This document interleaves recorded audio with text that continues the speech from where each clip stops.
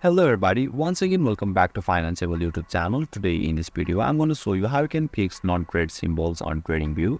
So make sure you follow my step till the end.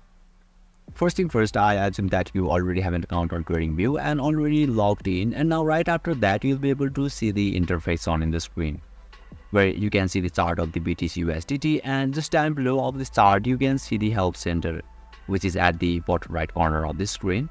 So you need to click on that option and you simply need to give your query over here. And if you don't find any of the support from here, you simply need to go to my support tickets and now finally click on contact us, and you'll be able to fix non-trade symbols successfully. So basically this is how you can fix non-trade symbols on TradingView, and if you still encounter any issue during this process, feel free to leave a comment and I'll be happy to assist you.